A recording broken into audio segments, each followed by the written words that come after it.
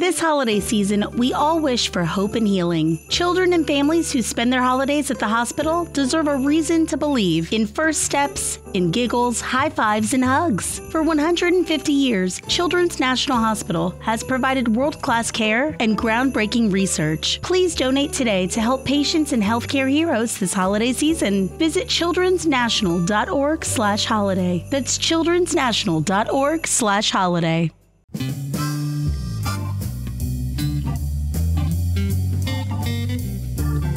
Right Night is a talk show with published authors, writers, and content creators discussing both the creative and technical sides of writing, as well as the industry surrounding it, from novels to screenplays to comics and more.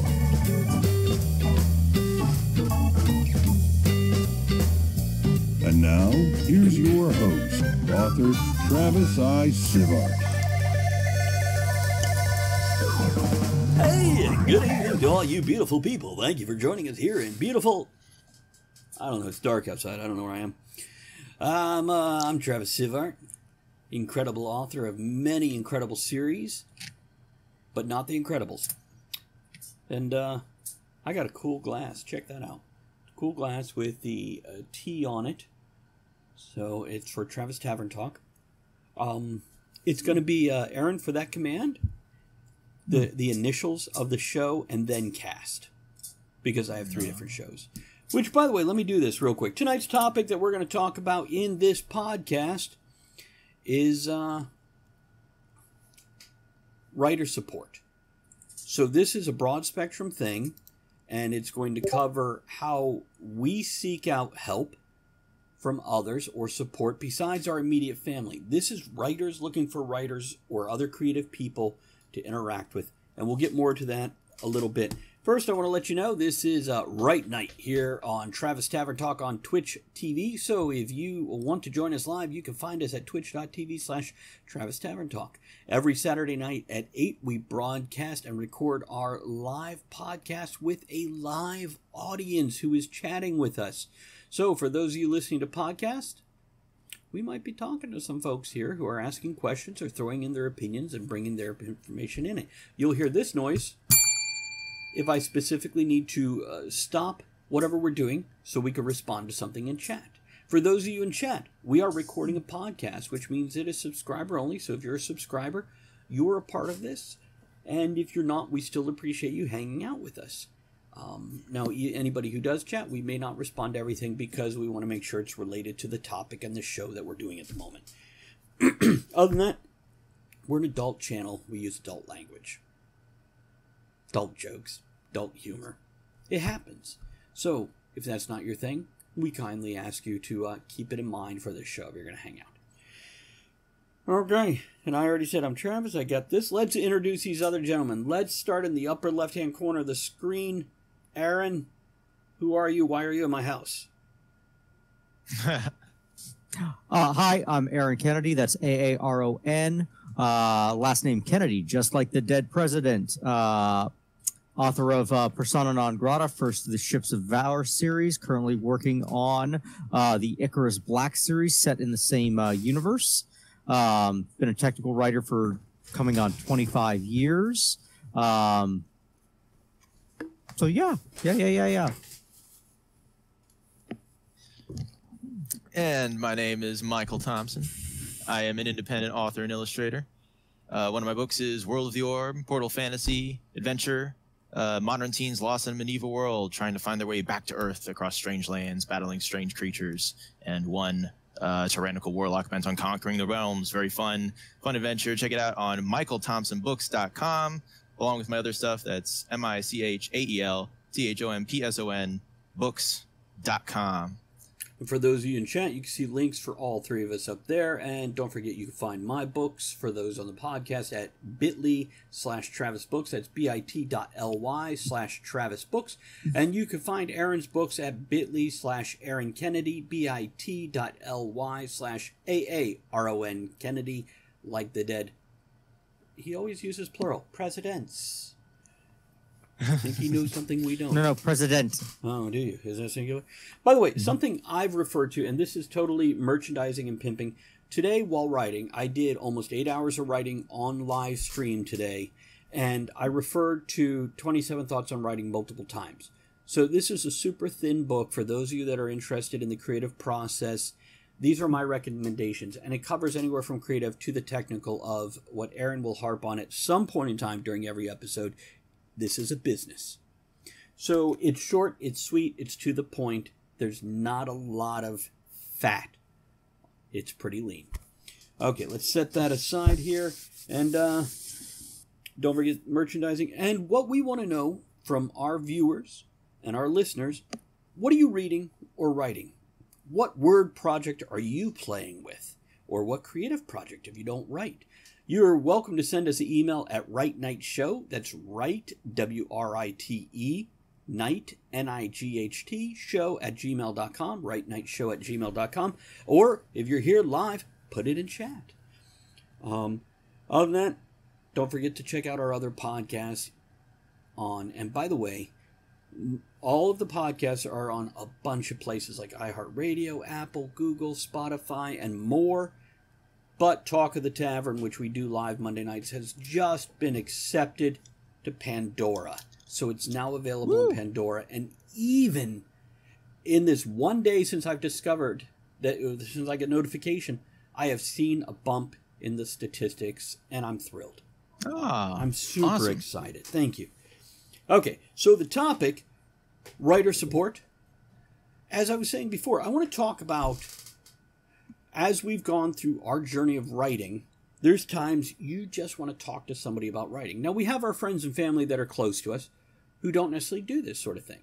And they listen, they're very nice, they're super supportive, and we adore them. But there's times you just want to talk to somebody that's doing the same thing. People who are going through the same process. You want to help others because you've learned things and you're excited to share it, or you just want somebody to say, hey, I've been there.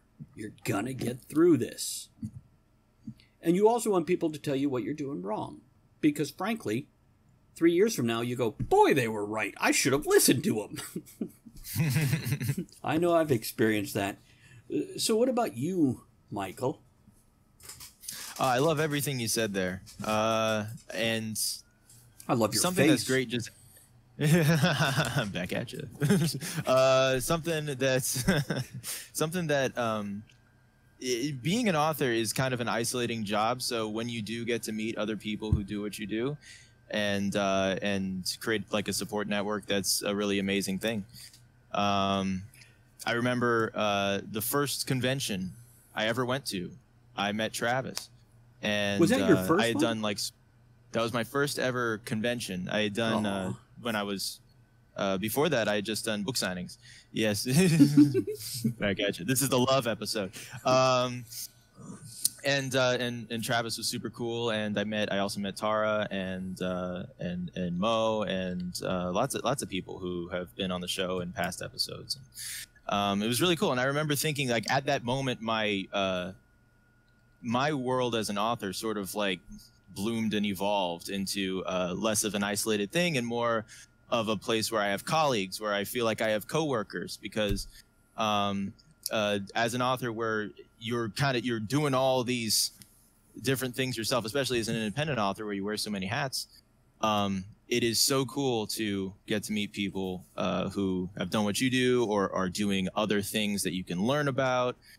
And lots of people ask, how do you build that sort of network? Well, you watch shows like this, haha, the best ever. You Hold on. Go to conventions, and just the more you do, the more things happen. That's what I say. Just the more you do to nourish your passions, you'll naturally sort of magnetize other people who have similar interests as you, I think. That's a great outlook. I like what you said there. Yeah. What do you think, Aaron? Well, on that, one of the cool things about this community is we don't really have rivals or competitors or anything like that. Books we shouldn't, at least. Don't have a... Well, right. Because there's no upper end of consumption. It's not like you're going to overdose on books like you will with heroin. That's why I limit my heroin. Well, no, I mean, I've read Michael's book. oh, therefore I cannot read Aaron's book or read Travis's books. No. I can still read all those things. The worst thing that can happen is I run out of a little bit of time, and now I have to wait until next month to do that. Mm-hmm. But when it really boils down to it, you can't produce it fast enough for me not to be able to read the next person's stuff. Nobody's churning them out that fast. So there's always a new book out there. So we're diving into the classics to we're the reader is always looking for more. They're always looking for the next artist to find something else, the newest creator. That's the big thing. To add on to what you're saying, Travis? or build on that, yeah, we'll never be able to produce as quick as somebody reads. It's just physically impossible to match your audience's appetite. So to refer to other writers, to appreciate other writers, to not feel competitive with them, unless it's to increase your own skill set, is just common sense. Now, the only time a reader may have to choose is if they only have $20 in their pocket and they can only buy one book. But next month, and again, by the way, quick tangent, I have picked up 2 authors in the past year that I really like. And one of them has 8 books out, and one of them has like 12 or 15 books out. And I am so excited because I know it will take me this much time to go through those 25 books or whatever. And by the time I'm done, they'll have the next one out. So I'm thrilled. Yeah, that's good. Right, but when it really boils down to it, we've got public libraries, which those books have been paid for. Mm-hmm. Yeah. And I'm just as happy to get a check from the library as I am from a reader. For sure. Fair point.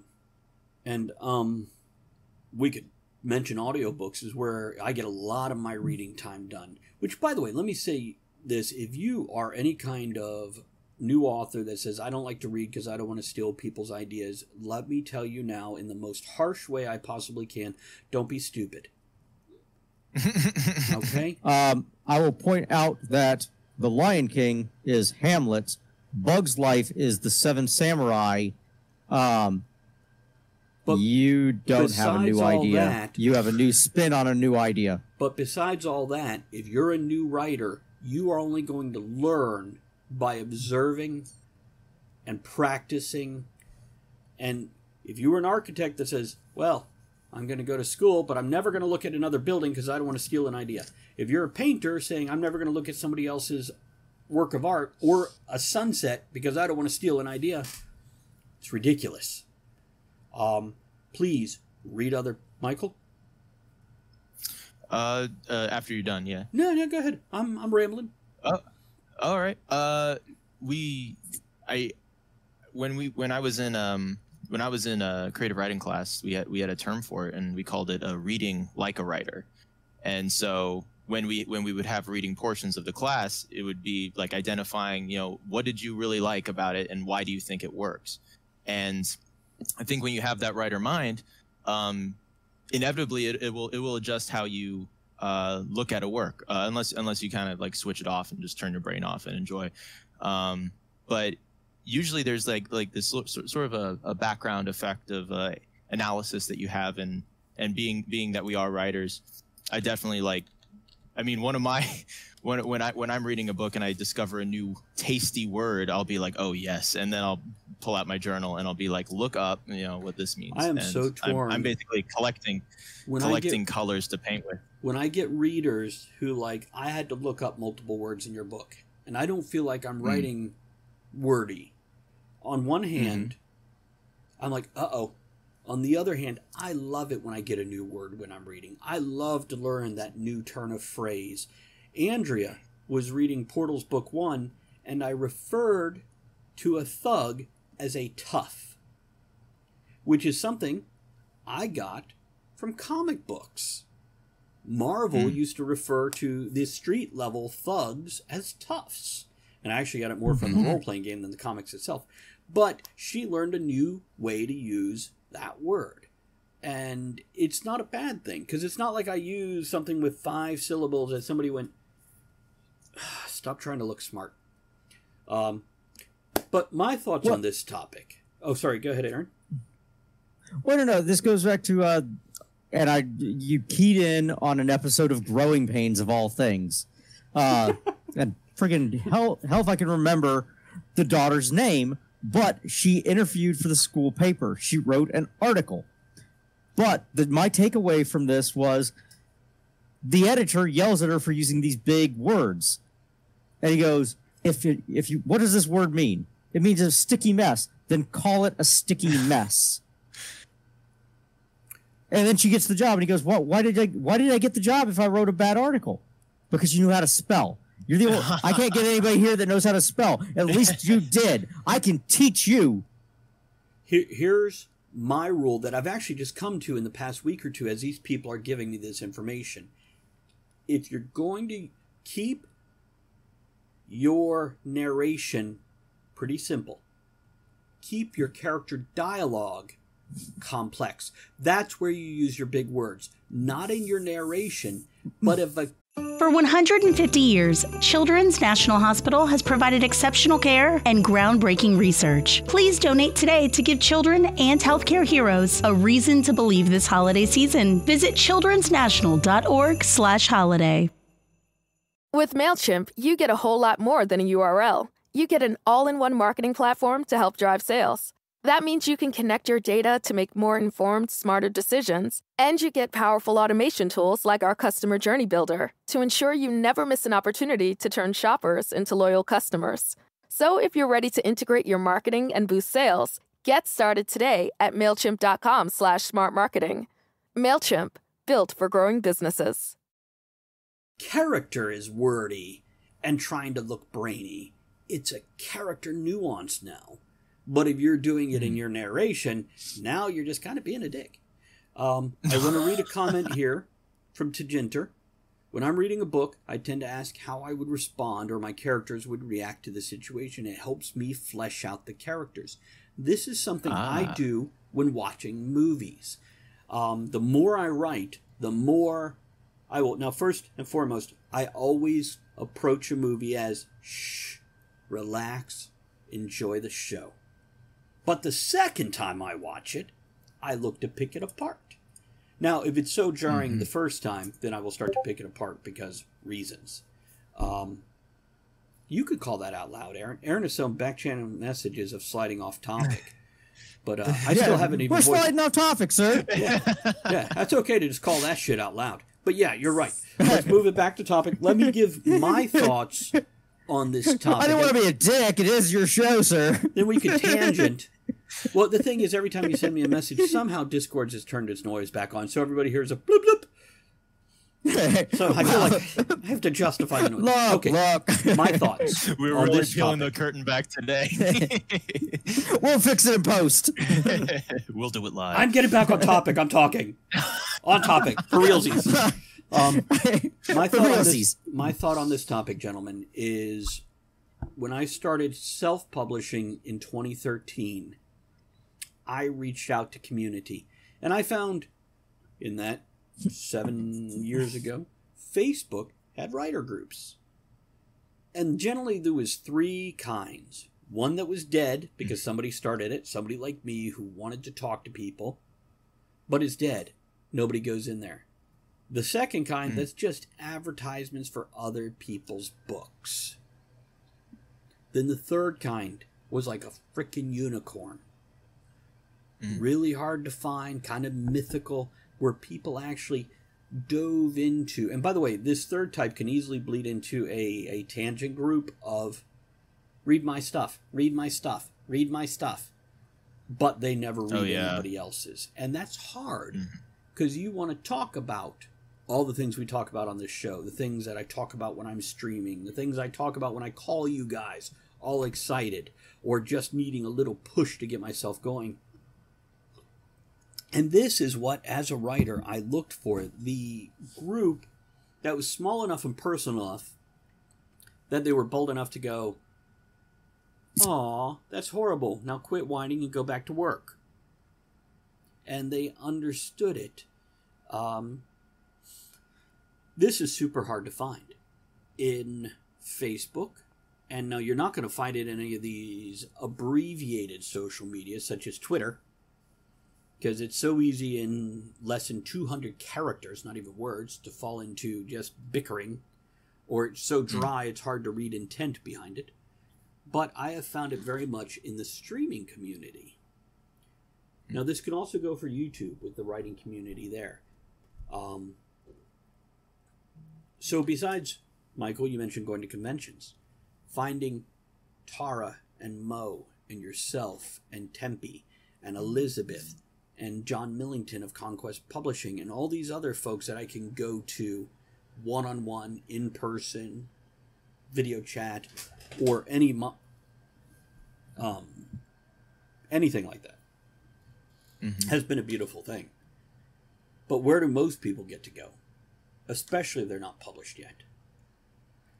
And this is where I'm saying, you know what else? Before I finish off with this thought, I'm going to say NaNoWriMo right now, because we are in November. And we'll touch on that in a few minutes, because I definitely want to give that a little bit of hype.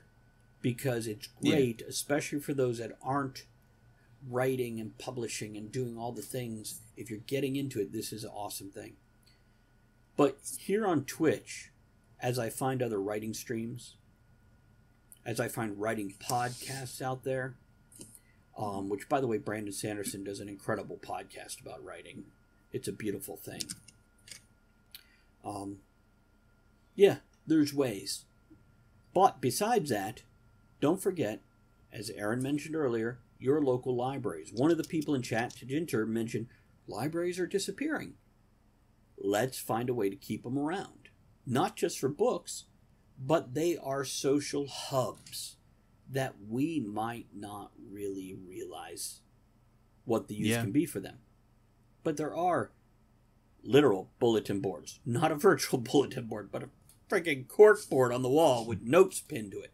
There are events, there are book signings, there are discussions, there are meetings.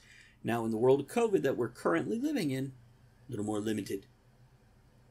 There's still a hub, though. Gentlemen, any thoughts on all that before we move? Go ahead, Aaron. Well, I mean, you can also look for the virtual bulletin boards and things like that. Friggin' Reddit is one of the big places that I kind of leaned into. Your writing prompts and stuff like that. I did a lot of my my 10,000 hours in there. Earned my friggin' spotlight badge and stuff like that. I've got one YouTube friggin' thing where somebody took one of my writing prompts about Walt Disney was cryogenically frozen and came back. Somebody took what I wrote and ran an audio file and basically wrote it there on a YouTube video. And it was basically, where's my Scrooge McDuck money vault? In Walt Disney's voice. But I've got dozens of writing prompts in there, thousands of Reddit karma running in the background over there, and it's one of those that you get a lot of good feedback, a lot of ways to improve your dialogue. How's the support and feedback in general on Reddit? Is it very negative and aggressive and attacking, or is it very supportive? It is community to community. In the writing prompt side, it is good. In other places, it is horrible. It is a cesspool. In writing prompt, you've got to get in there on the right prompt at the right time. But for the most part, it is very positive. If they like your stuff, you get positive feedback. For the most part, there's no negative feedback. It's just that you just go unseen, which is a positive thing. Whereas in other places, you are just friggin' downvoted to hell, or they hate you. But it's either all positive or nothing on the writing prompt side, is one way to say that. But there are other select communities. What is it? No Sleep. is another one where you've got kind of a shared world community just talking about things keeping them awake at night. You've got Have We Met, which is this virtual town of Lower Duck Pond, where everybody kind of knows each other through the community bulletin board of a fictional town. Real quick, to Jinter in chat here says the HFY community, which I don't know what that means, but the HFY community is great, but its sister site is Poison. It all depends on who's moderating it. Yes, moderators are key. But think, like 85% of the communities are moderated by 3 people. Right. I think that's key to any large group, large being more than, let's say, 5 or 10 people. Okay. By the way, we have learned HFY community on Reddit. I've never been on Reddit. I have no clue. Stands for humans, fuck yeah. So there we go. Mm-hmm. Something I don't think I've ever said. Ever. Those 3 words have never been put in that specific sequence that came out of my mouth before this moment. Very cool.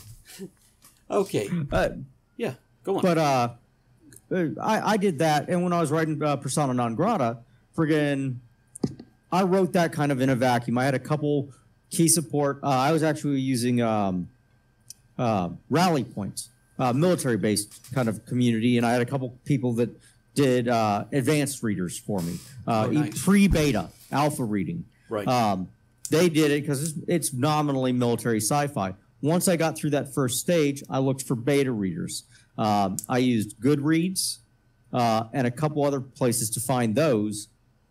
Once I got past the beta reader stage, I ended up meeting a buddy of mine by the name of Kevin, and he linked me up with the writer of Kevin Berger.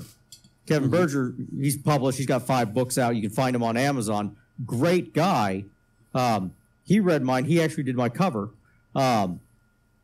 He did it, and that's kind of that writer support group. And as I said, we shouldn't be rivals.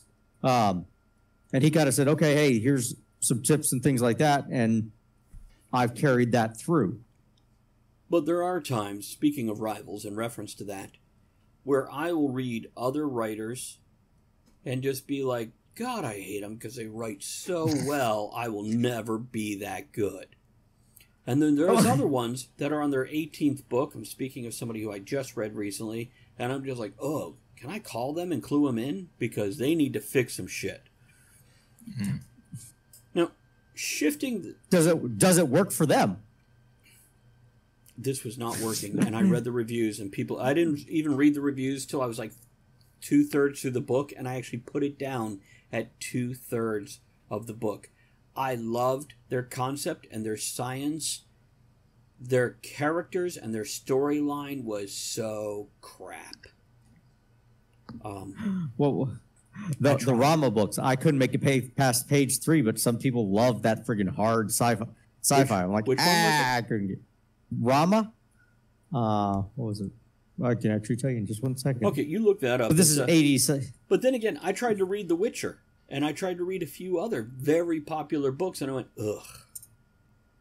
Yeah. How'd this hit that level? Oh, Arthur C. Clarke. Ah, well, yeah, it's I've read some of his, Space Odyssey and whatnot, and I was still confused how people loved him. And I think that was just the era where there wasn't much else out there. Yeah, I think there's a lot of mushrooms out there. That might have been it, too. There was a certain... Okay, let's talk about NaNoWriMo. Now, for those of you that don't know, NaNoWriMo is 4 words crushed together.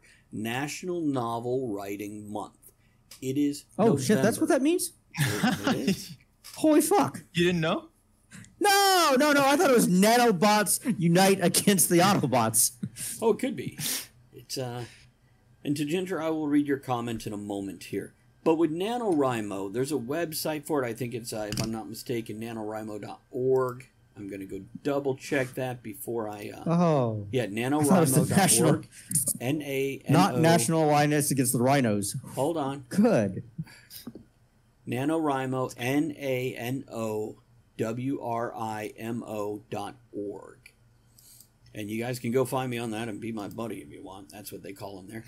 But this is an organization that originally came together to encourage people to write novels, right? 50,000 words during the month of November. Doesn't matter what they are. Don't edit it. Don't worry about the story. That will all come later. Just write it, because it's a good start to a novel. Now, they have further things since then. NaNoWriMo Camp during the summer, all kinds of events throughout the year. They've really grown and expanded.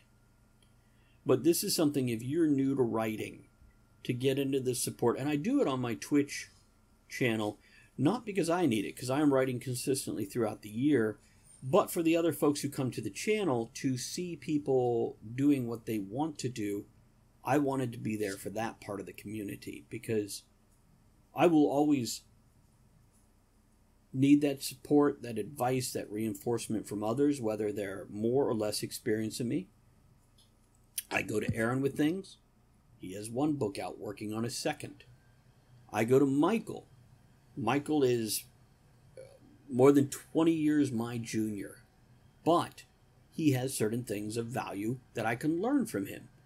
And this is my philosophy. I can always learn something from everybody. Now, flipping that means there's a pretty damn good chance I can also give somebody else something in return. And that's what I'm doing with NaNoWriMo. Michael, have you ever participated in NaNoWriMo?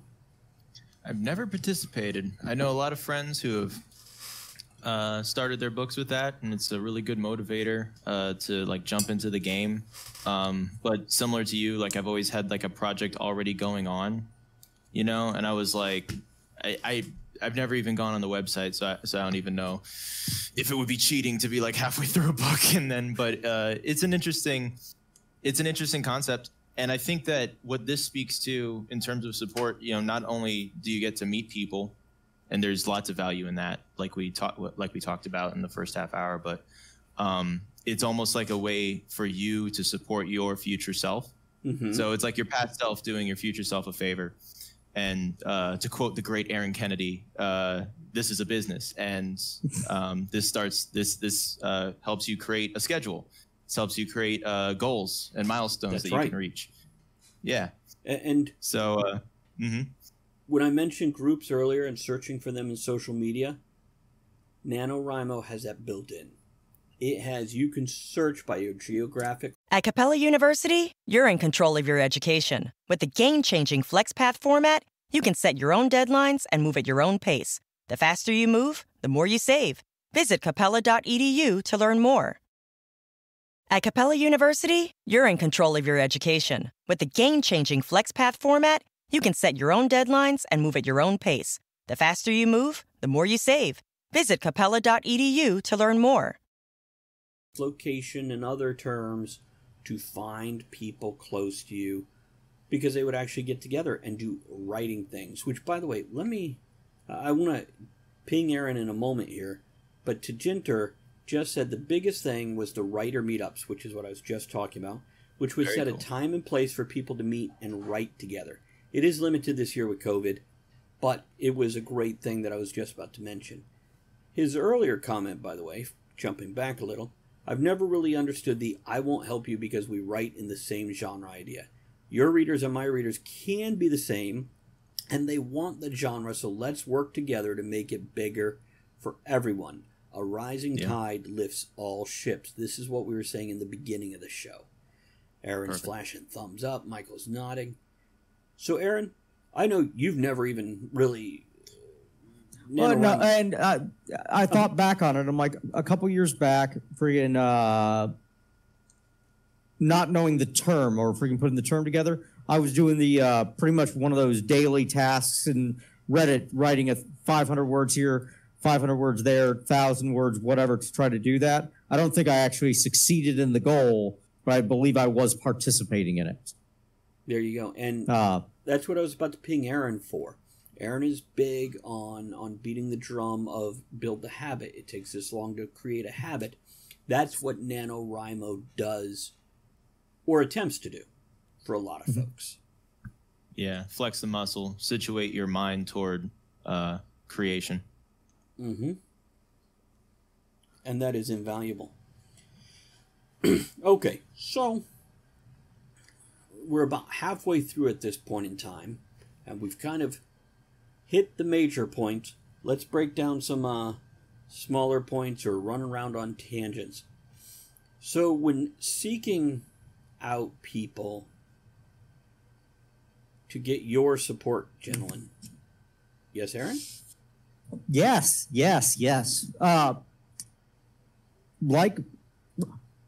Because I haven't actually said it today, but both of you have.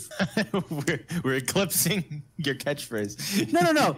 It's a business, okay? When hiring somebody for a business, look for people who have skills you don't, okay? So, if you're great at the numbers thing but not great at the words thing, find somebody who has that skill. Yeah. Okay? Because, hey, let's say there are two of you guys, all right? And you're really good at one thing, or you're both really good at the same thing. One of you is going to do it a lot, and the other one's going to freaking slowly lose that skill. It's going to atrophy. Okay?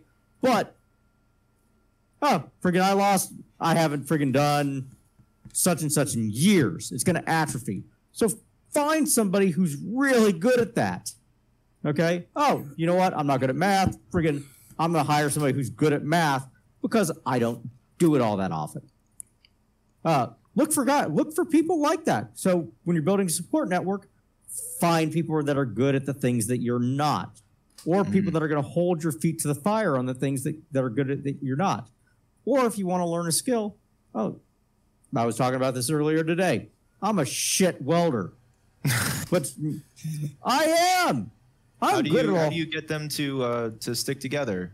Well, no, strangely enough. Next door to one of my many places of employment, guy came in. He's like, "Hey, you got a lighter?" I'm like, "No, I don't smoke."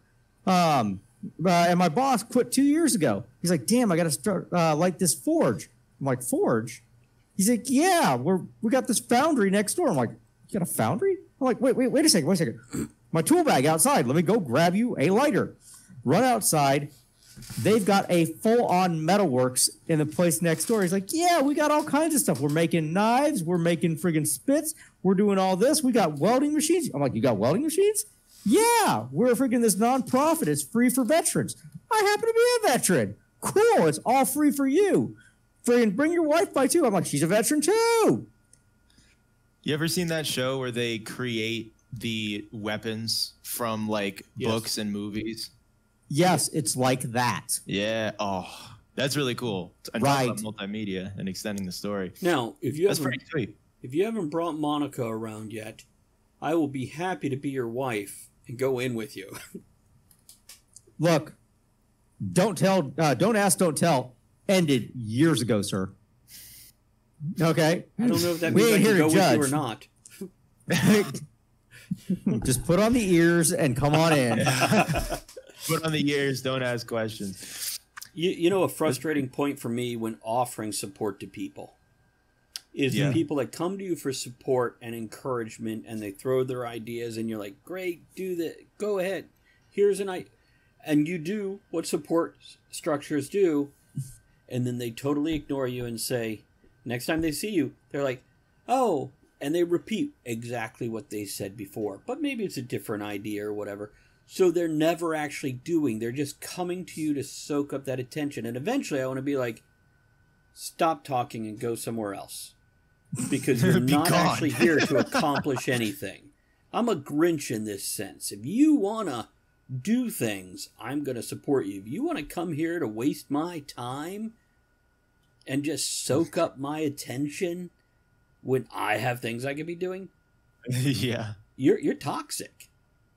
Mm-hmm. So my point with that being is if you're going to other people to support and you're asking them how to do things, maybe you should listen and then follow through. Otherwise, stop asking. Sir, I've got to point something out. I don't think you understand how people work. No, I do, and that's why I find them annoying. And there is Speaking of some of the folks we mentioned earlier in the show, John of Conquest Publishing just popped up in chat. Good to Hi, see ya. John. What's up, John? He says, "Stay a while and listen." That is true. It's good. It's good to listen, absorb, think it over. Yeah. Do you want to Apply. read what Tajinter said there, Michael? Sure. Let me see. Tajinter. The other side is the people that ask, in all capitals, for advice and then do exactly the opposite. Yeah. They don't want your advice. They want to hear their decisions from your mouth. Yeah. That's they want to confirm what they were already imagining in their own mind. That's a true statement. No, here's what you do. You say, hey, I want you to take a coin. All right. Say, hey, heads, I'm going to do such and such. Tails, I'm going to do such and such. Flip the coin, and then fucking ignore it. Okay, which one did you fucking hope was going to happen when you flipped the coin? That's all you need to do. Yeah, but I had three choices. It doesn't. Yeah, which one would have been disappointing? Don't do that one. Right. Yeah. Right. Yeah. It's if you have to talk yourself into something, it's a bad idea. Right. It's the whole Marie, what's her name, with the keep what brings you joy. That's good. Yeah, that's good. By the way, Aaron, as you were doing the coin thing, I was imagining you as Harvey Dent for a second. Pick a side. Look, just because I got a fucked up eye, you can't be bringing that up all the damn time. Oh, no, man. It's the third eye that's the problem, sir. Oh. No, that'll be an off-topic thing. I'll talk to you guys about that between things. Oh, remind me to do the Ed O'Neill one-eyed monster thing for you. Does this involve a lack of pants? No. It is family safe. It is family safe. See, I thought you were going to say, take a coin, flip it, then shove it up your... But you didn't go there. I was imagining the same thing. I was on the same wavelength. That. When have I not been family safe on this show? But that pause though, you that was expert delivery. Still, that's why I was transported to some Christopher Nolan movie. Tajinter says, I flipped a coin and landed on do not set it on fire, but I wanted to set it on fire. Oh, then why were you flipping a coin? It's just like if you have, like I do. Set the coin on fire. If you're anything like me and you have 20 ideas or 12 ideas or even just 2 ideas or 2,000 ideas, one of those is going to... I feel like I'm speaking directly to one of our viewers that has a poll out for what he should write for NaNoWriMo. And there is literally, how many choices are on there? 30? And I'm like, oh my God, narrow it down for me. I don't even know what to click. NaNoWriMo is 25% over. No pressure. Yeah, that's the interesting thing about having a lot of choices. It's the paralysis of choice. It can freeze you up. Have 2 projects, okay? Yeah. When you can't work on one, work on the other. When you're done working on that one, work on the first. 2 choices only. I think that's a good idea, and that's something that and this isn't exactly on topic, but it's tangential because we talk about self-support and scheduling. But I want to have I always want to have one illustration project and one writing project, and have at least, and whatever the side project is, do that once a week, and then the rest of the week will be the writing. Oh, you said side project, not side lady. Okay. Which actually, that's a fair point. And by the way, when you finish the first project and only the second remains, then you pull in the third project and you still only have 2. There you go. Well, okay. So this is a management thing that I've been doing for years. Okay. Mm-hmm. Whenever I've had an employee, I will assign him a task. I say, hey, this is your primary task. And when you are done with that, begin this task. When I see him working on the second task, I will assign him his next task. That way he is always busy. He's never without a task. Right. Now, if I see him doing nothing, I'll go, hey, are both of those tasks done? Well, no, I still got such and such to do. What the hell? I gave you 2 tasks. Why are you not working on either of them? You're a screw-up. By the way, Pick a side of the No. Shove it up your... No. Coin a phrase, or to flip back, all kinds of coin puns right there.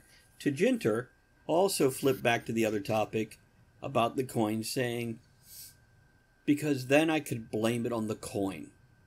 And that is a fair point.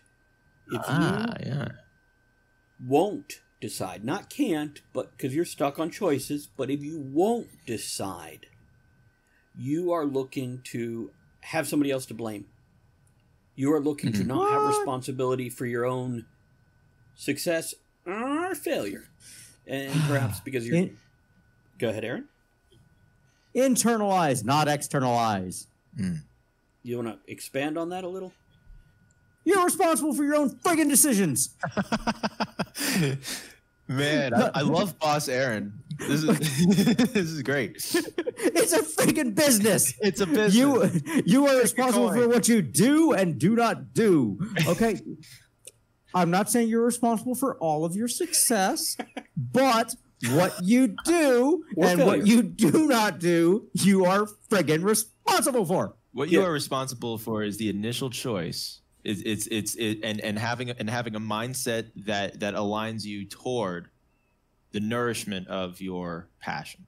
But okay, no. Here's a question. Okay, how many characters did you put on the page? Not how many words. How many characters did you hit the tab or the space bar today? I'm asking you a question, Michael. Did you hit the space bar? Oh my God, the pressure. Tab. Did you hit tab? Did you hit enter word? Did you open word? They don't sell tab anymore. Okay. Oh boy. By the way, God, I lost my train of thought because Aaron was a fucking pit bull over here. Part of my language. Sorry, my throat still hurts when he reached through the screen and strangled me. Yeah, it's something I said the other day that is an age-old turn of phrase that we've all heard in one form or another. Pull your head out of your ass? No. You succeed sorry. by failing multiple times. Yes. And you cannot I'm a succeed. 40-year-old man. You can only fail up. Fail up. You're a little more than 40, my friend. But anyhow. Just a little. Not me. Right. Hold on. Trying to gain my thought back. We have angry It's Aaron mine tonight. now, sir. He's so adorable at this age. Look at him. But this is I'll say while you're thinking, this is a great mindset to apply to yourself, to look at yourself in the mirror and say, and ask yourself those hard questions and have those that support for your future self, because you sacrifice a little bit of time, a little bit of like, okay, I'm going to snap into it. I'm going to go into business mode now. And then your future self gets to enjoy those. Not now. Friggin' last week. Did I go into business mode last fucking week? All the time. Right. But it's an ongoing thing. So ideally, you're always a little bit ahead. No, but it is true. The only time you could do something is now.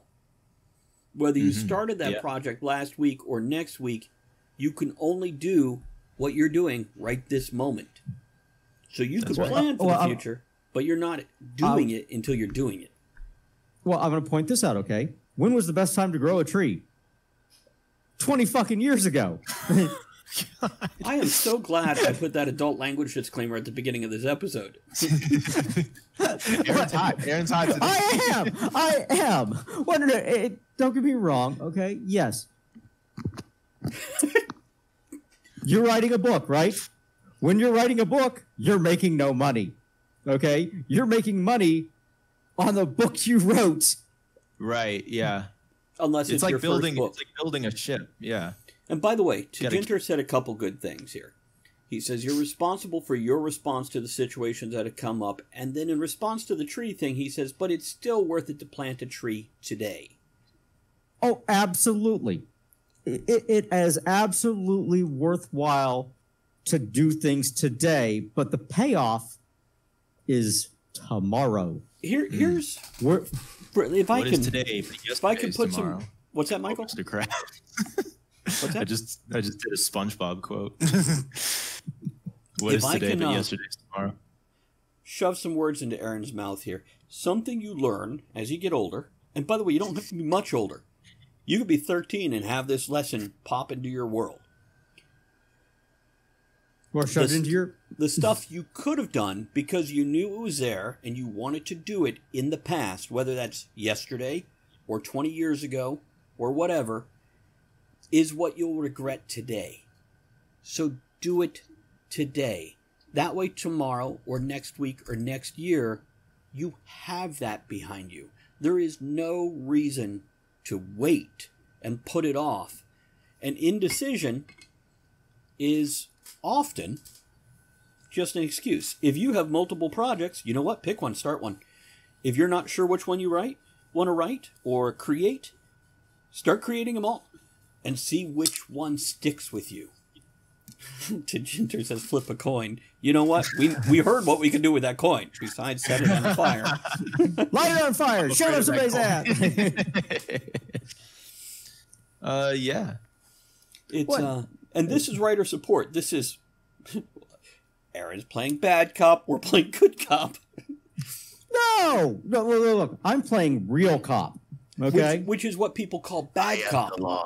Because he's the Judge Dredd of writing support. Hey, look, Judge Dredd never did anything bad to anybody. He merely told him, these are the consequences of your actions. You did this. Or inaction. And this is what the loss... or inactions. Why'd you do this? He didn't care why you did it. Hey, this is the law. This is what happens. Ta-da. Mm-hmm. And there's points where he gave people choice. And everybody, every day, has that choice. Are you going to do it or not? Ginger points out, playing a cop is actually a crime. Okay. And the interesting thing about making that choice, and it is a hard choice because we are, I think, wired to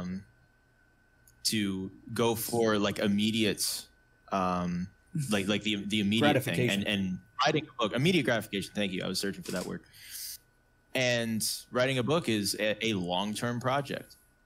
So, you want to finish your thought? Then I have a thought after that.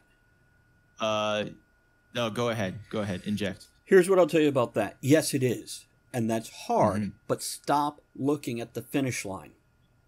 Stop looking at the end result. Look at this sentence, this paragraph, this page, and then do the next one and do the next one. Aaron, you run marathons. You know staring at the finish line when you're at the start line is a way to fail. But looking at getting to that next corner or that next turn or to that one person in front of you. What's he holding up? There we go. There's one of his medals. He's holding up his medals. Soon there will be nothing but medals and no Aaron. Will just be covered. He's gonna be like the cousin It of medals. He's just gonna be like a clanging, rattling man. He has just held up on 5 different medals. They look good, man. That's some bling. That. There we go. But the point is, you don't get anywhere without moving forward. You never finish something without starting it and then continuing it. Right. See, Ginger also points out it's complaining also or worrying is like a rocking chair. You know, it takes a lot of energy, but you don't move anywhere. That's true. And Ginger says something similar. It's also the frog in the pot syndrome. If you're okay today, then you'll be okay tomorrow, so you don't have to make the effort today. No, make the effort today. This is how you succeed. This is how you move forward. And maybe you will fail, but you'll learn something. And the next time, you'll do it a little different, a little better. And also, a lot of times, especially when it comes to any kind of creative project, a lot of right time, right place does play a factor. I have written over 24 books, but I am not rich and famous and well known and succeeding off my writing. But I won't quit because I enjoy what I'm doing, and I'm going to keep going.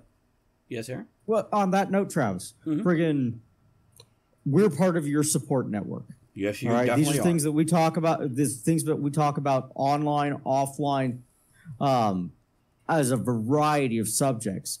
But with that support network, you've adjusted your business practices to make yourself more efficient and effective in your writing style. Yeah. And this goes back to learning something from everybody. Aaron has one book, but I go to him for business advice.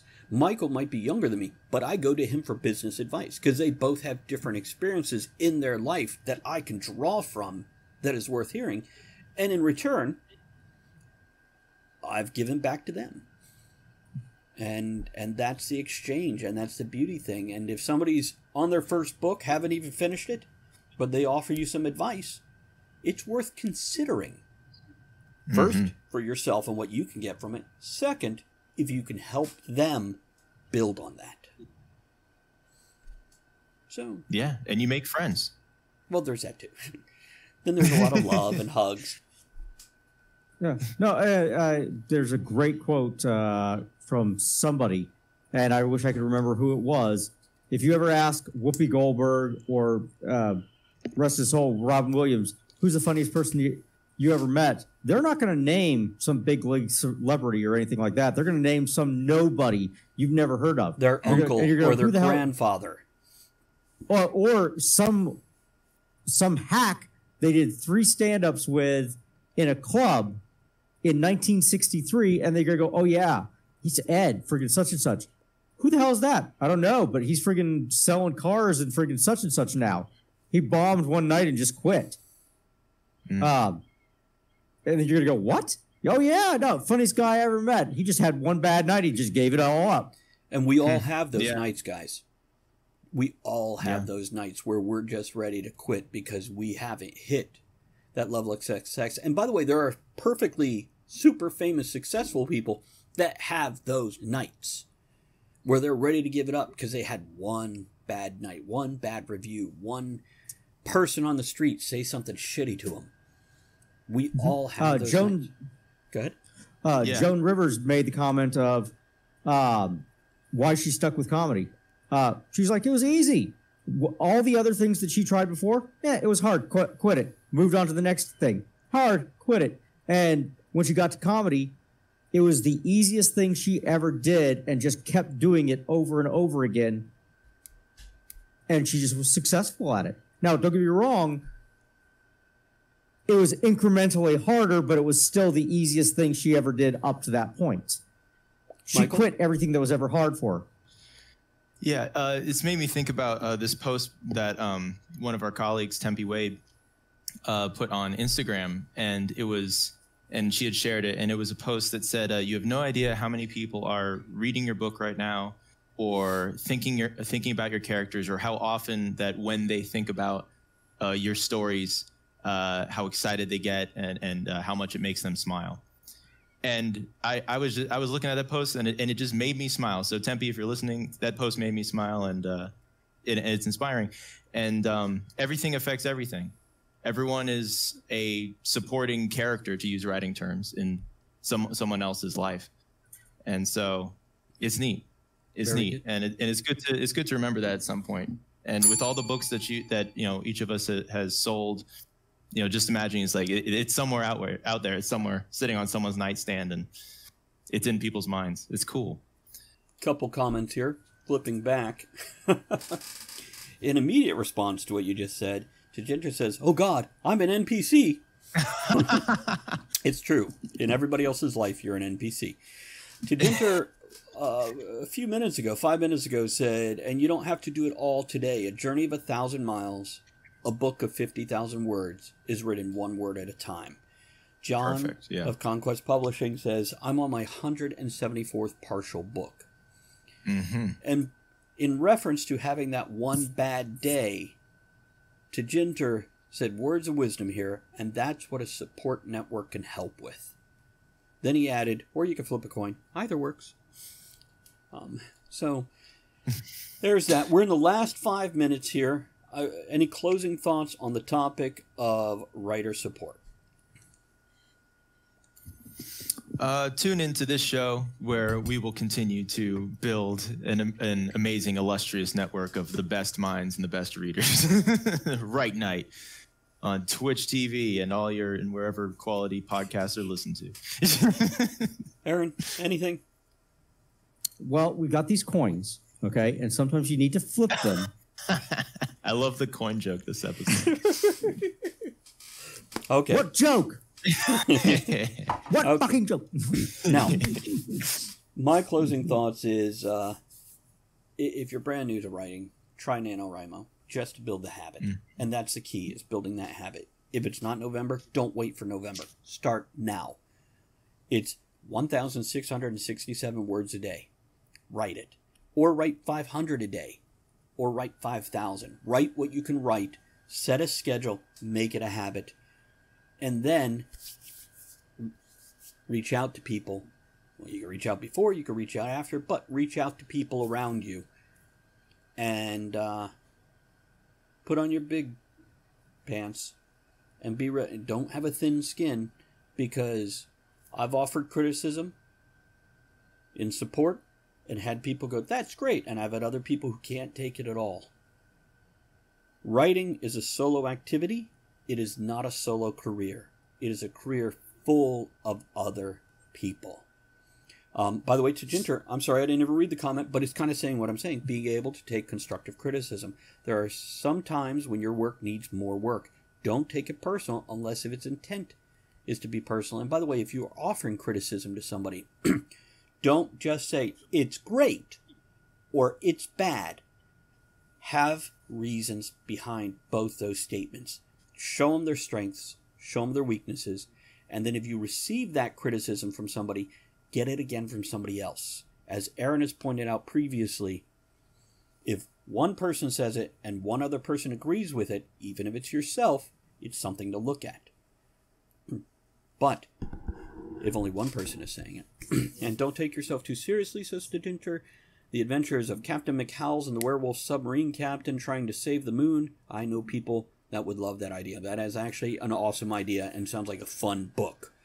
Now, let's do our closing stuff. Don't forget, if you have thoughts or comments on this episode, whether you've caught us live or caught us in the podcast 10 years from now, you can send us an email at writenightshow@gmail.com. That's WRITENIGHT show@gmail.com. And also, I want to drop birthday wishes right now. I myself have a birthday here in the month of November. So anybody else that has a birthday, let us know so we could wish you well wishes for it. Or blow out the candles on your cake before you do, like that little girl in the video that we've all seen recently. I don't know if you guys have seen it. Apparently, Is that the one that lit herself on fire? No, that's the one that beat up the little girl next to her for doing it. That's the one where they lit the coin on fire.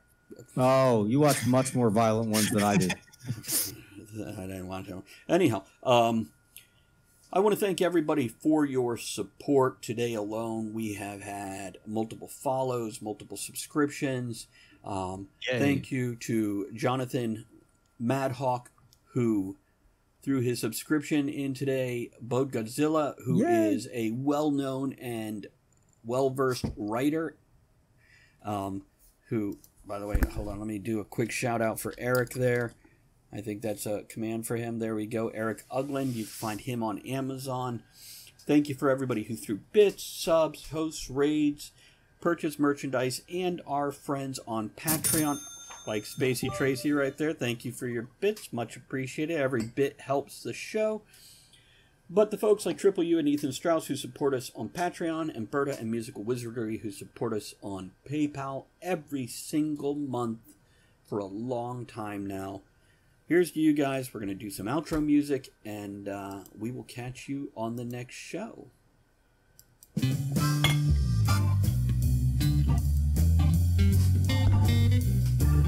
Thank you for joining author Travis I. Sivart and the other writers, content creators, and all-around amazing people for our discussion here on Writing.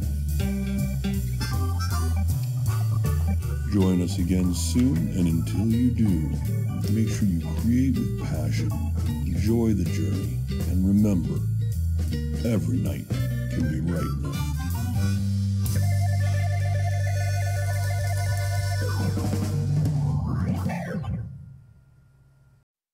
'Tis the season for those irresistible ginger thins, cozy blankets for cuddling by the fire, and making home warm and welcoming.